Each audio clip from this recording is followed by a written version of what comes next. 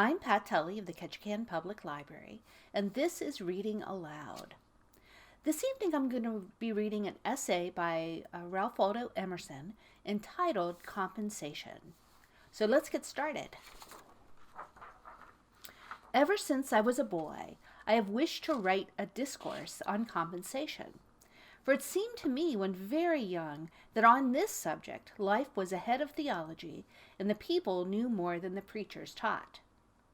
The documents, too, from which the doctrine is to be drawn, charmed my fancy by their endless variety, and lay always before me, even in sleep.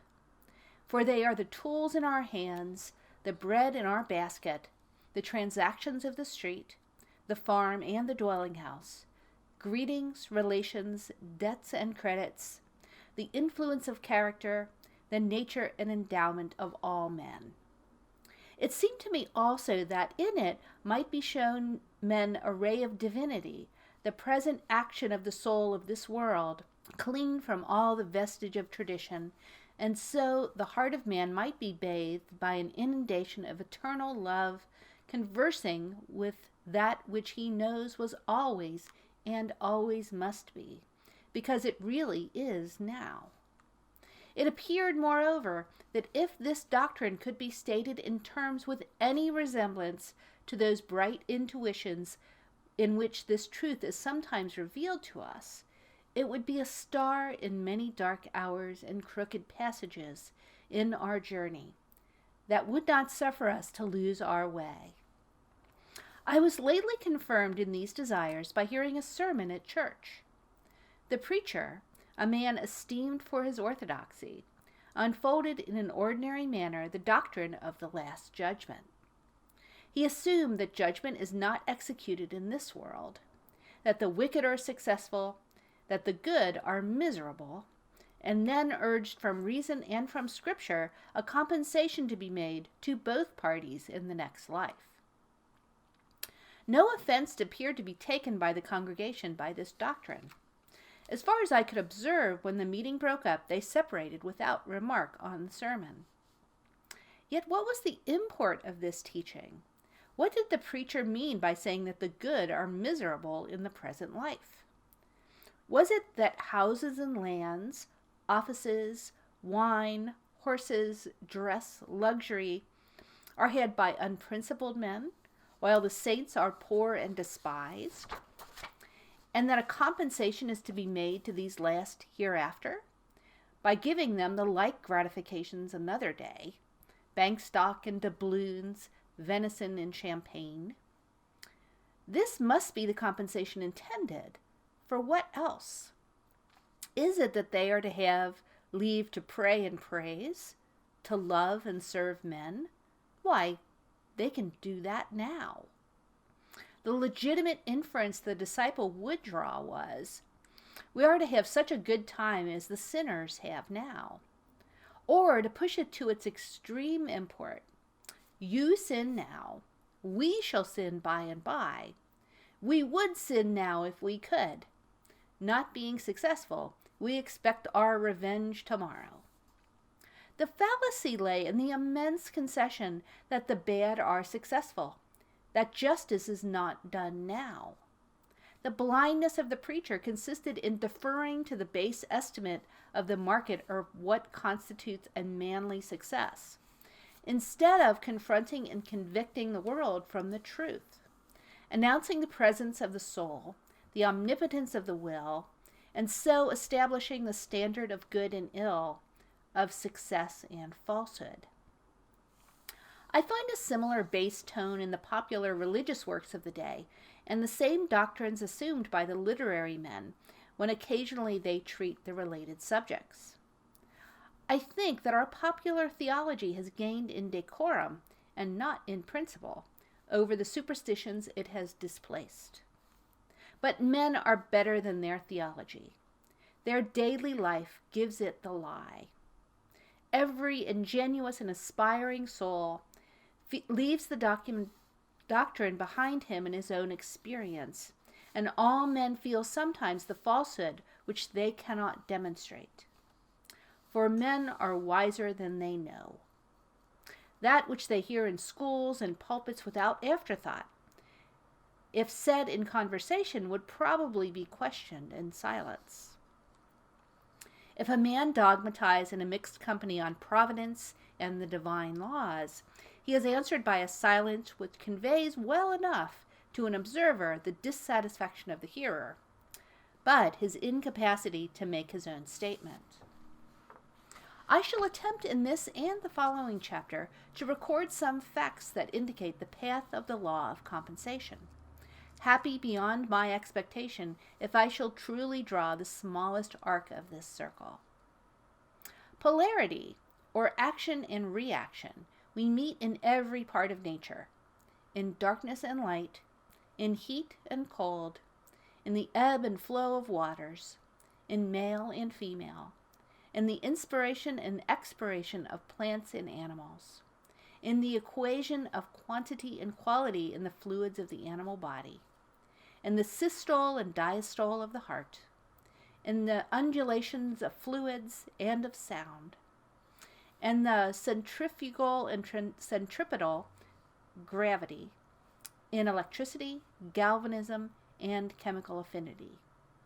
Superinduced magnetism at one end of a needle, and the opposite magnetism takes place at the other end. If the south attracts, the north repels. To empty here, you must condense there. An inevitable dualism bisects nature, so that each thing is a half, and suggests another thing to make it whole, as spirit, matter, man, woman, odd, even, subjective, objective, in, out, upper, under, motion, rest, yea, nay. Whilst the world is thus dual, so is every one of its parts. The entire system of things gets represented in every particle. There is somewhat that resembles the ebb and flow of the sea, day and night, man and woman, in a single needle of a pine, in a kernel of corn, in each individual of every animal tribe. The reaction, so grand in the elements, is repeated within these small boundaries.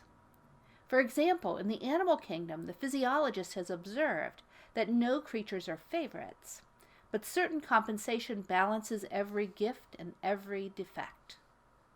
A surplusage given to one part is paid out of a reduction from another part of the same creature. If the head and neck are enlarged, the trunk and extremities are cut short. The theory of the mechanic forces is another example. What we gain in power is lost in time, and the converse. The periodic or compensating errors of the planets is another instance. The influences of climate and soil in political history are another. The cold climate invigorates. The barren soil does not breed fevers, crocodiles, tigers, or scorpions.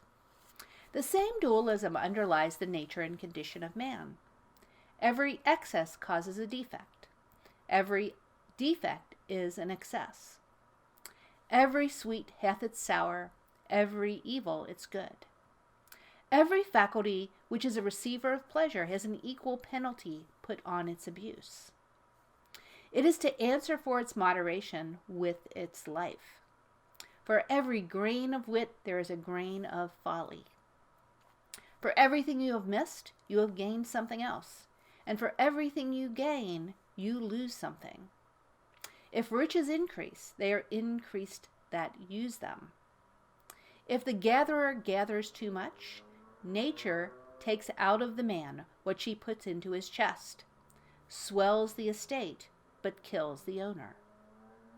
Nature hates monopolies and exceptions. The waves of the sea do not more speedily seek a level from their loftiest tossing than the varieties of condition tend to equalize themselves. There's always some leveling circumstance that puts down the overbearing, the strong, the rich, the fortunate, substantially on the same ground with all others. Is a man too strong and fierce for society, and by temper and position a bad citizen? a morose ruffian with a dash of the pirate in him.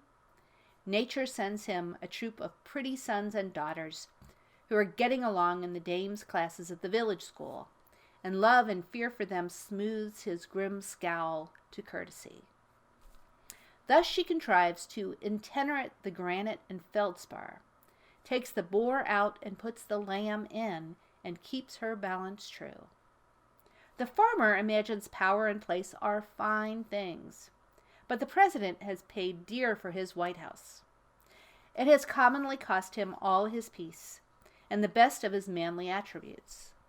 To preserve for a short time so conspicuous an appearance before the world, he is content to eat dust before the real masters who stand erect behind a throne. Or do men desire the more substantial and permanent grandeur of genius? Neither has this an immunity.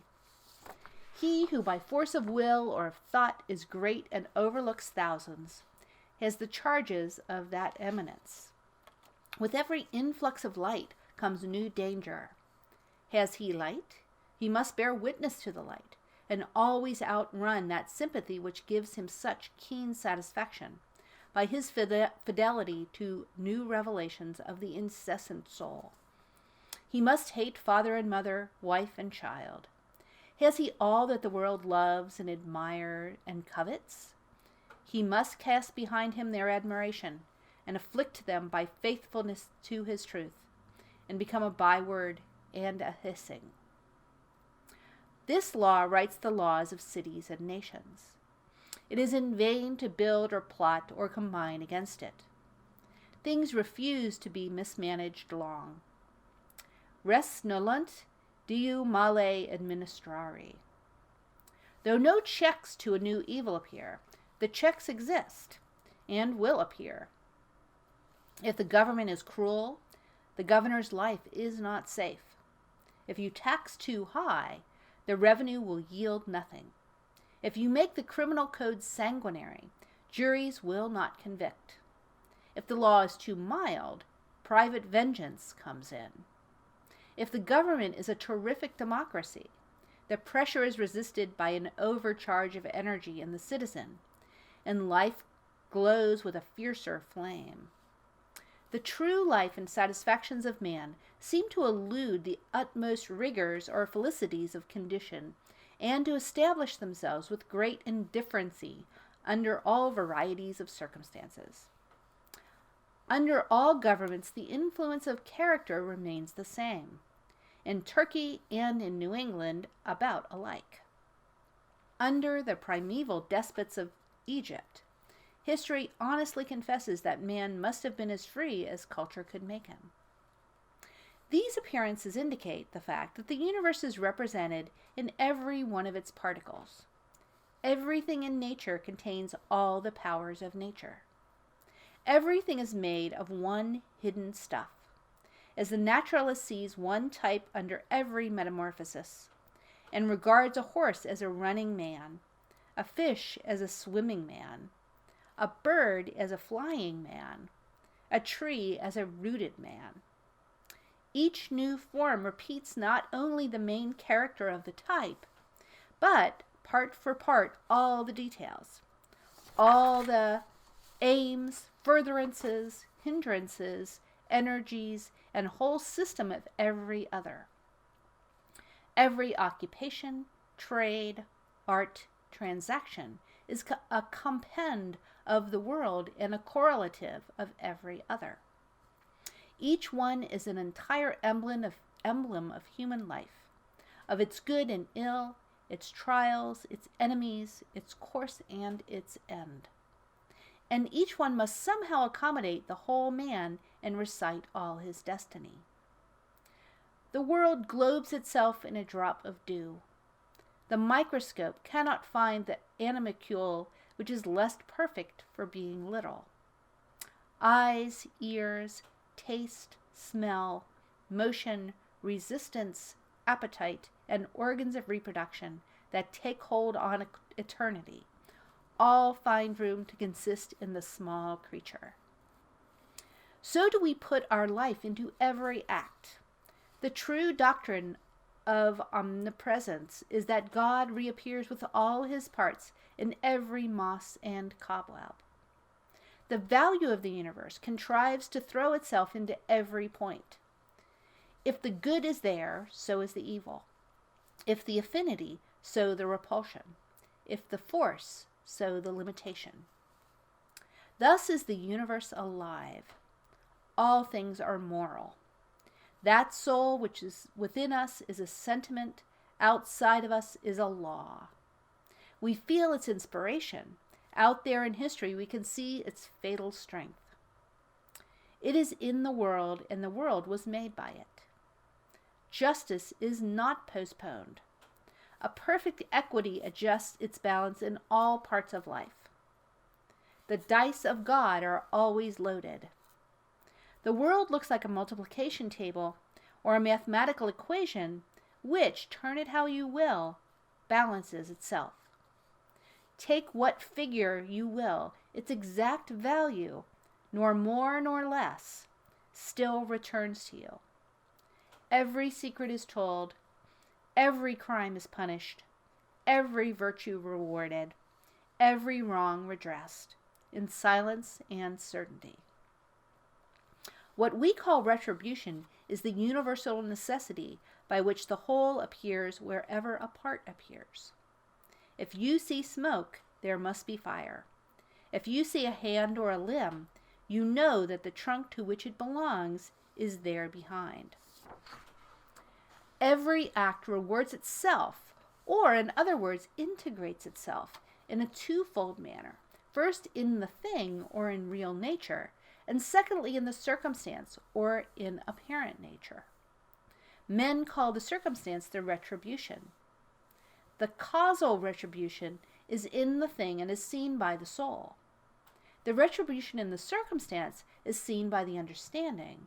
It is inseparable from the thing, but is often spread over a long time, and so does not become distinct until after many years.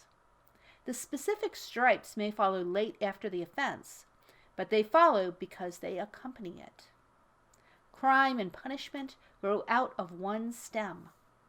Punishment is a fruit that unsuspected ripens within the flower of the pleasure which concealed it. Cause and effect, means and ends, seed and fruit, cannot be severed, for the effect already blooms in the cause, and the end pre-exists in the means, the fruit in the seed.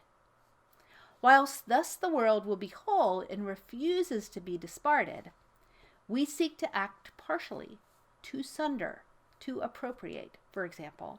To gratify the senses, we sever the pleasure of the senses from the needs of the character. The ingenuity of man has always been dedicated to the solution of one problem: how to detach the sensual sweet, the sensual strong, the sensual bright, etc., from the moral sweet, the moral deep, the moral fair. That is, again, to contrive to cut clean off this upper surface so thin as to leave it bottomless, to get a one end without another end. The soul says, eat. The body would feast. The soul says, the man and woman shall be one flesh and one soul. The body would join the flesh only. The soul says, have dominion over all things to the ends of virtue. The body would have the power over things to its own ends. The soul strives amain to live and work through all things. It would be the only fact. All things shall be added unto it: power, pleasure, knowledge, beauty. The particular man aims to be somebody, to set up for himself, to truck and higgle for a private good, and in particulars to ride that he may ride, to dress that he may be dressed, to eat that he may eat, and to govern that he may be seen. Men seek to be great. They would have offices, wealth, power, and fame. They think that to be great is to possess one side of nature, the sweet, without the other side, the bitter. This dividing and detaching is steadily counteracted. Up to this day, it must be owned, no projector has had the smallest success. The parted water reunites behind our hand.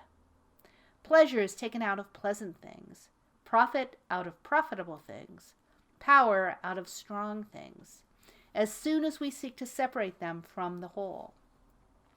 We can no more have things and get the sensual good by itself than we can get an inside that shall have no outside, or a light without a shadow. Drive out nature with a fork, she comes running back. Life invests itself with inevitable conditions, which the unwise seek to dodge, which one and another brags that he does not know, that they do not touch him, but the brag is on his lips, the conditions are in his soul. If he escapes them in one part, they attack him in another more vital part. If he has escaped them in form and in appearance, it is because he has resisted his life and fled from himself, and the retribution is so much death. So signal is the failure of all attempts to make this separation of the good from the tax, that the experiment would not be tried, since to try it is to be mad, but for the circumstance that when the disease began in the will of rebellion and separation, the intellect is at once infected, so that the man ceases to see God whole in each object, but is able to see the sensual allurement of an object and not see the sensual hurt. He sees the mermaid's head but not the dragon's tail, and thinks he can cut off that which he would have from that which he would not have. How secret art thou who dwellest in the highest heavens in silence, O thou only great God, sprinkling with an unwearied providence certain penal blindnesses upon such as have unbridled desires. The human soul is true to these facts in the painting of fable, of history, of law, of proverbs, of conversation. It finds a tongue and literature unawares. Thus the Greeks called Jupiter supreme mind, but having traditionally ascribed to him many base actions, they involuntarily made amends to reason by tying up the hands of so bad a god. He is made as helpless as a king of England. Prometheus knows one secret which Jove must bargain for, Minerva another.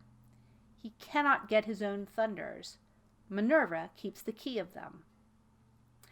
A plain confession of inworking of the all and of its moral aim. The Indian mythology ends in the same ethics, and it would seem impossible for any fable to be invented and not get any currency which was not moral. Aurora forgot to ask youth for her lover, and though Tychonius is immortal, he is old. Achilles is not quite invulnerable. The sacred waters did not wash the heel by which Thetis held him. Siegfried, in the Nibelungen, is not quite immortal, for a leaf fell on his back while he was bathing in the dragon's blood, and that spot which covered it is mortal. And so it must be.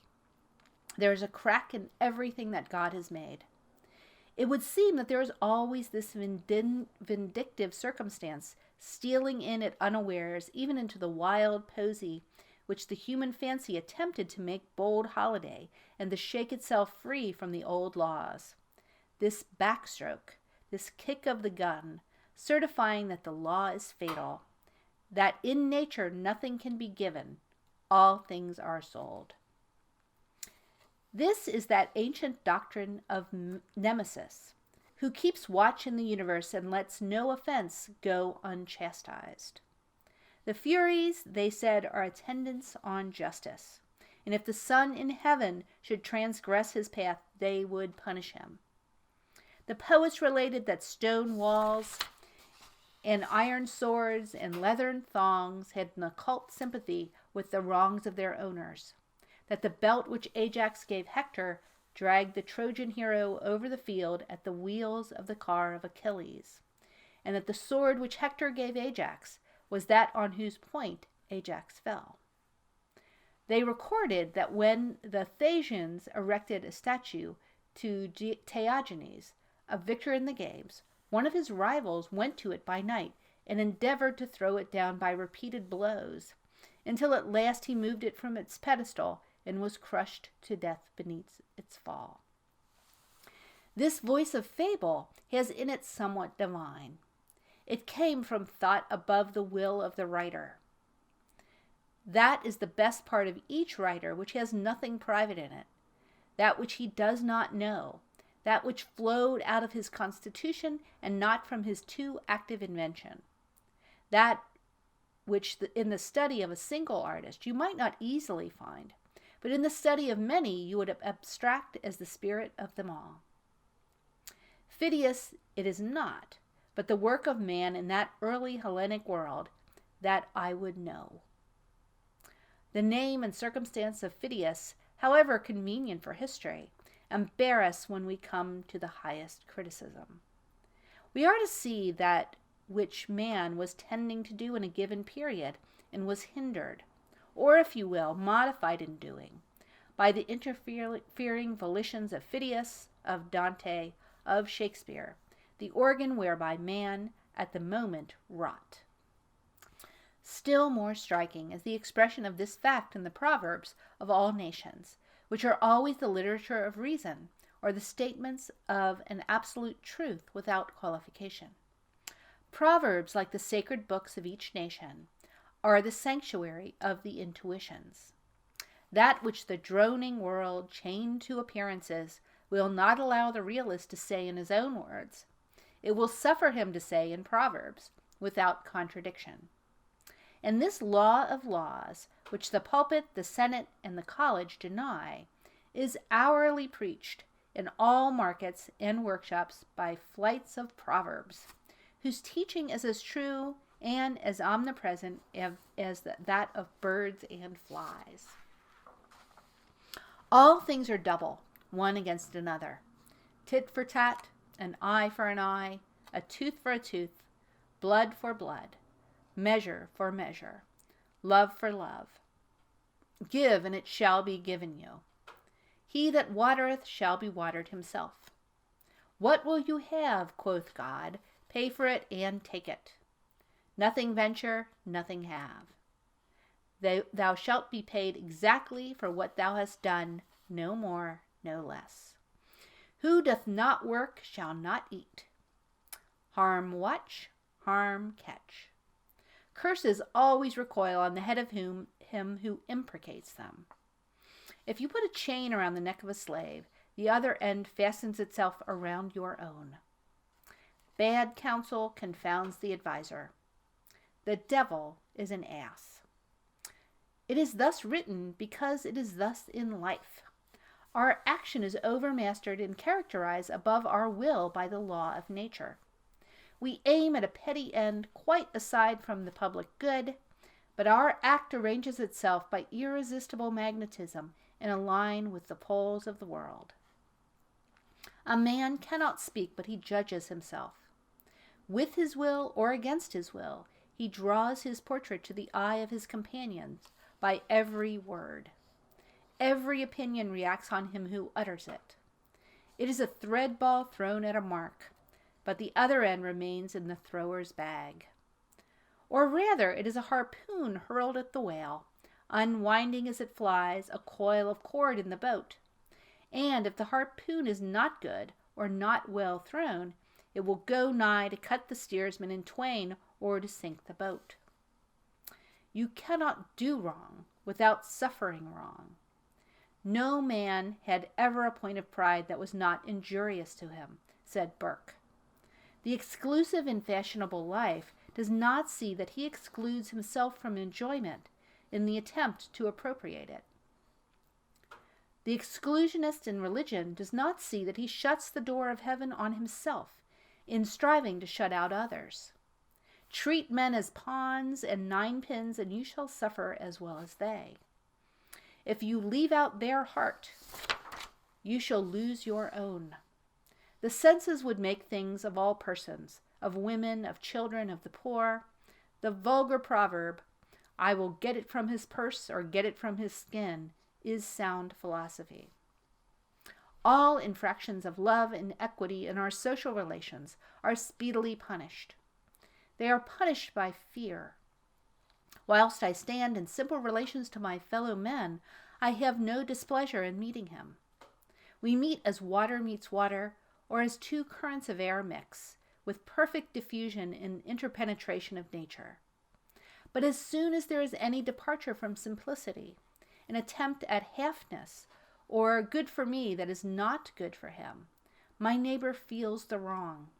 He shrinks from me as far as I have shrunk from him. His eyes no longer seek mine. There is war between us. There is hate in him and fear in me. All the old abuses in society, universal and particular, all unjust accumulations of property and power, are avenged in the same manner. Fear is an instructor of great sagacity and the herald of all revolutions. One thing he teaches, that there is rottenness where he appears.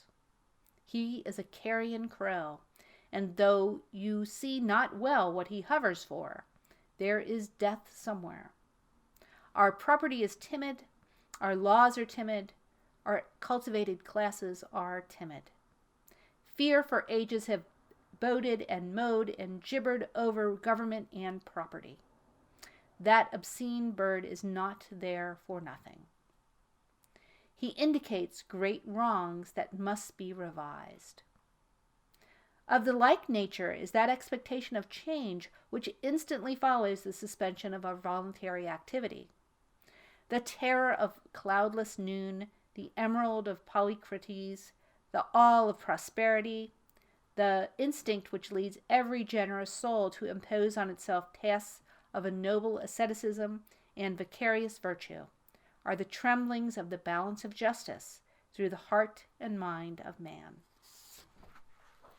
Experienced men of the world know very well that it is best to pay scot and lot as they go along, and that a man often pays dear for a small frugality.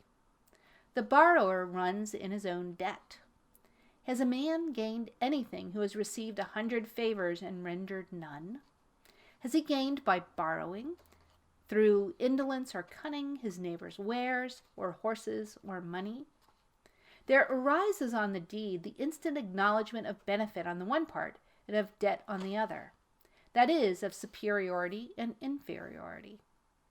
The transaction remains in the memory of himself and his neighbor, and every new transaction alters according to its nature their relation to one another. He may soon come to see that he had better have broken his own bones than to have ridden in his neighbor's coach, and that the highest price he can pay for a thing is to ask for it. A wise man will extend this lesson to all parts of life, and know that it is the part of prudence to face every claimant and pay every just demand of your time, your talents, or your heart. Always pay, for first or last you must pay the entire debt.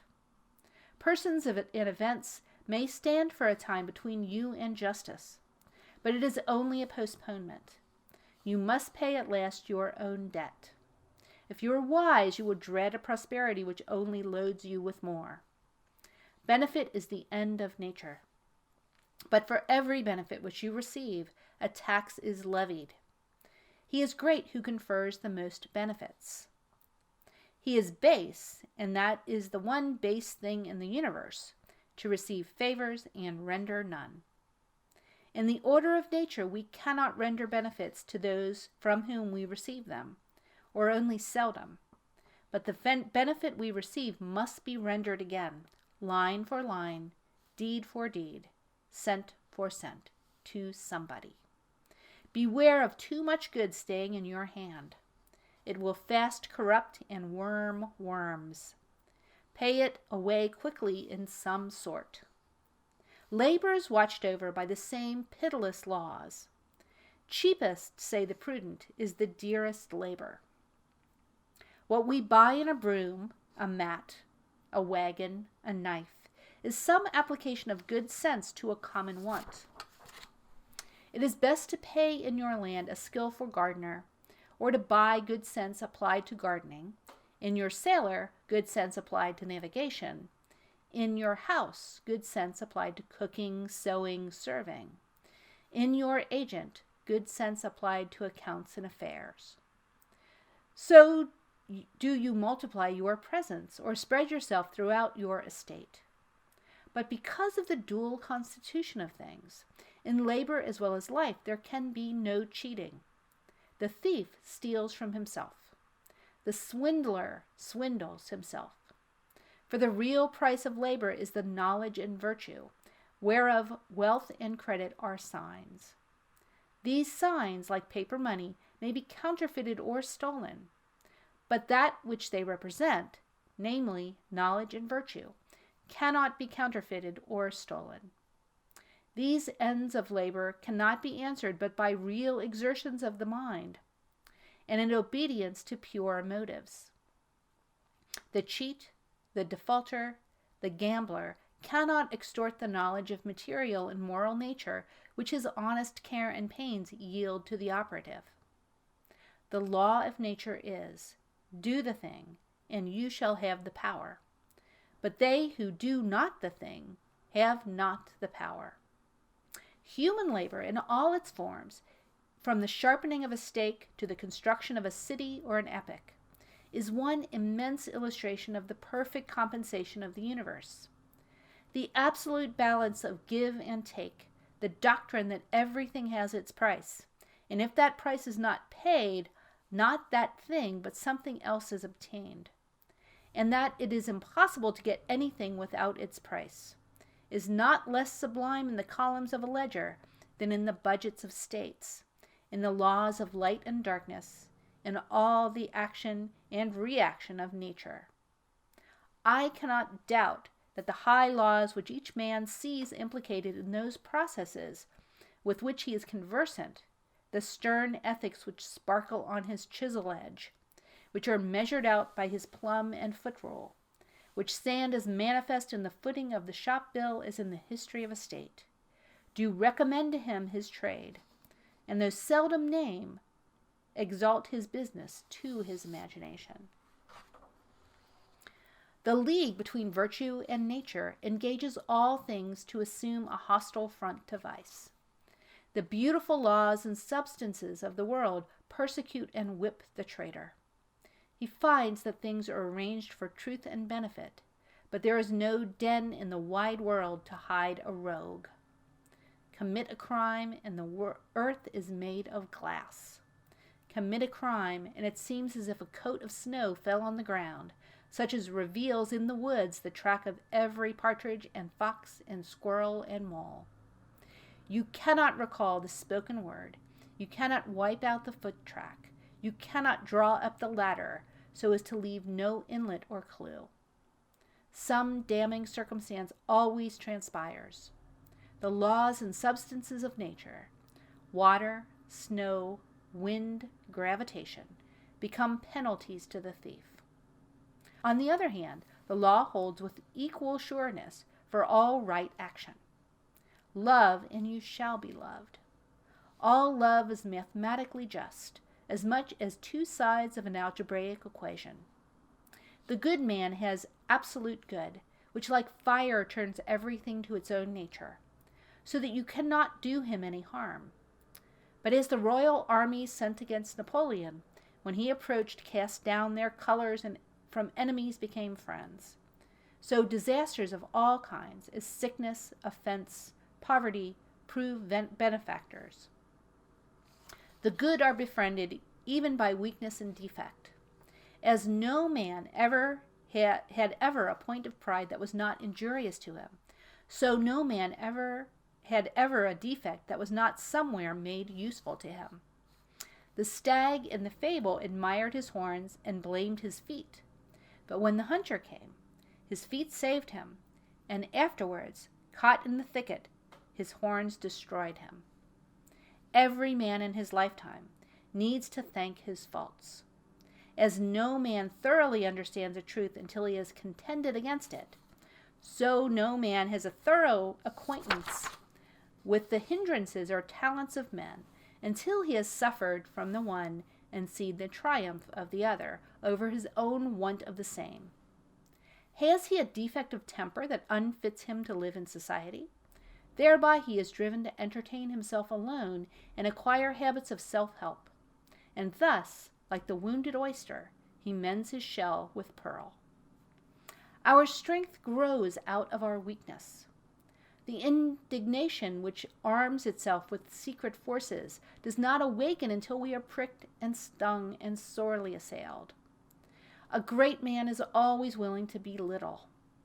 Whilst he sits on the cushion of advantages, he goes to sleep. When he is pushed, tormented, defeated, he has a chance to learn something. He has been put on his wits, on his manhood. He has gained facts. He learns his ignorance, is cured of the insanity of conceit, has got moderation and real skill. The wise man throws himself on the side of his assailants. It is more his interest than it is there to find his weak point. The wound cicatrizes and falls off from him like dead skin, and when they would triumph, lo, he is passed on invulnerable. Blame is safer than praise.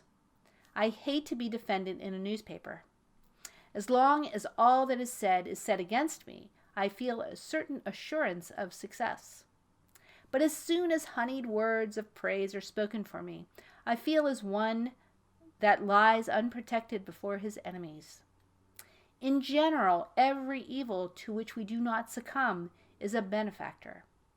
As the Sandwich Islander believes that the strength and valor of his enemy he kills passes into himself, so we gain the strength of the temptation we resist. The same guards which protect us from disaster, defect, and enmity defend us, if we will, from selfishness and fraud. Bolts and bars are not the best of our institutions, nor is shrewdness in trade a mark of wisdom. Men suffer all their life long under the foolish superstition that they can be cheated.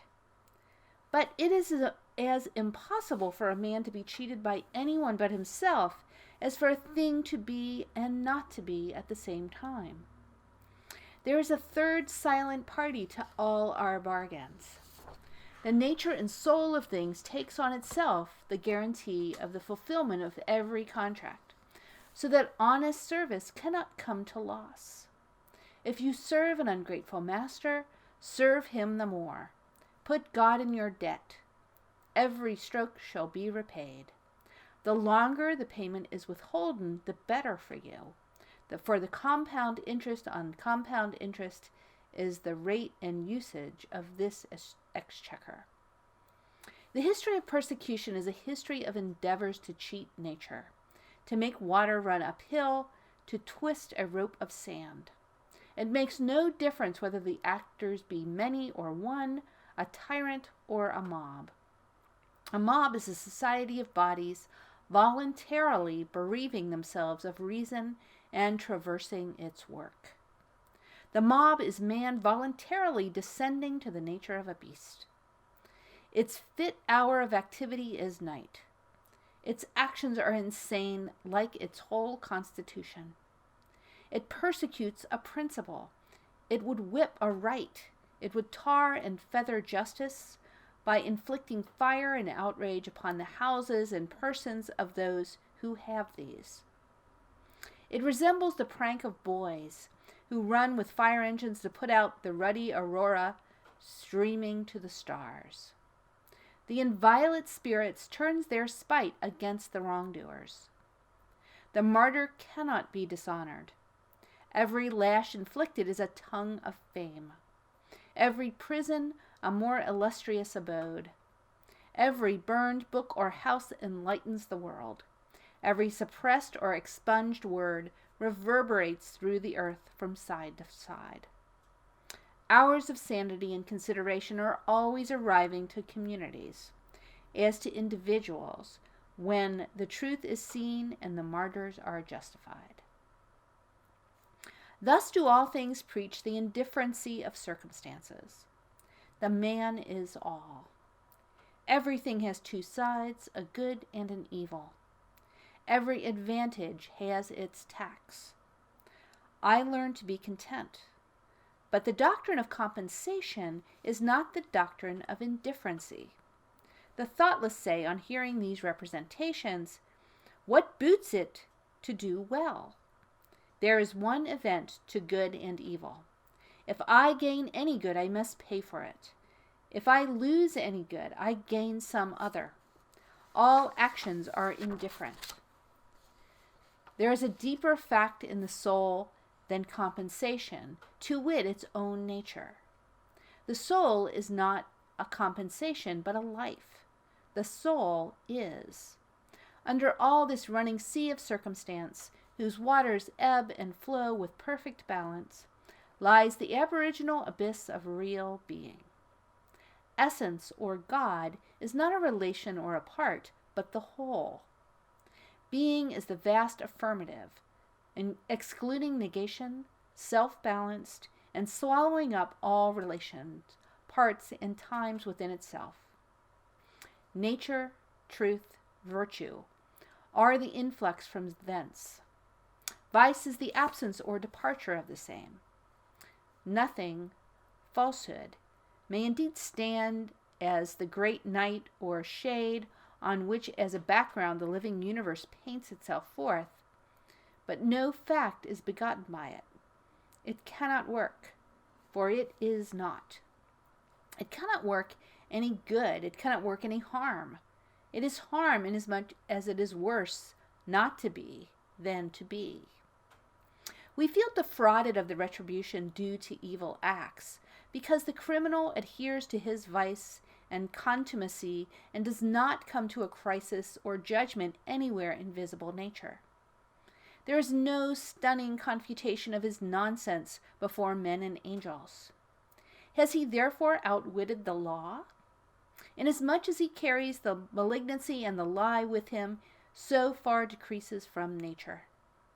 In some manner there will be a demonstration of the wrong to the understanding also, but should we not see it, this deadly deduction makes square the eternal account. Neither can it be said, on the other hand, that the gain of rectitude must be bought by any loss. There is no penalty to virtue, no penalty to wisdom. They are proper additions of being. In a virtuous action, I properly am. In a virtuous act, I add to the world. I plant into deserts conquered from chaos and nothing, and see the darkness receding on the limits of the horizon. There can be no excess to love, none to knowledge, none to beauty, when these attributes are considered in the purest sense. The soul refuses limits and always affirms an optimism, never a pessimism. His life is a progress and not a station. His instinct is trust. Our instinct uses more and less in application to man of the presence of the soul and not of its absence. The brave man is greater than the coward. The true, the benevolent, the wise is more a man and not less than the fool and knave. There is no tax on the good of virtue, for that is the incoming of God himself, or absolute existence, without any comparative. Material good has its tax, and if it came without desert or sweat, has no root in me, and the next wind will blow it away. But all the good of nature is the soul's, and may be had if paid for in nature's lawful coin, that is, by labor which the heart and the head allow. I no longer wish to meet a good I do not earn. For example, to find a pot of buried gold, knowing that it brings with it new burdens. I do not wish more external goods, neither possessions, nor honors, nor powers, nor persons. The gain is apparent, the tax is certain. But there is no tax on the knowledge that the compensation exists, and that it is not desirable to dig up treasure. Herein I rejoice with a sincere eternal peace. I contract the boundaries of possible mischief. I learn the wisdom of Saint Bernard. Nothing can work me damage except myself. The harm that I sustain I carry about with me, and never am a real sufferer, but by my own fault. In the nature of the soul is the compensation for the inequalities of condition. The radical tragedy of nature seems to be the distinction of more and less. How can less not feel the pain? How not feel indignation or malevolence toward more? Look at those who have less faculty, and one feels sad and knows not well what to make of it. He almost shuns their eye. He fears they will upbraid God. What should they do? It seems a great injustice. But see the facts nearly, and these mountainous inequalities vanish. Love reduces them as the sun melts the iceberg in the sea. The heart and soul of all men being one, this bitterness of his and mine ceases. His is mine.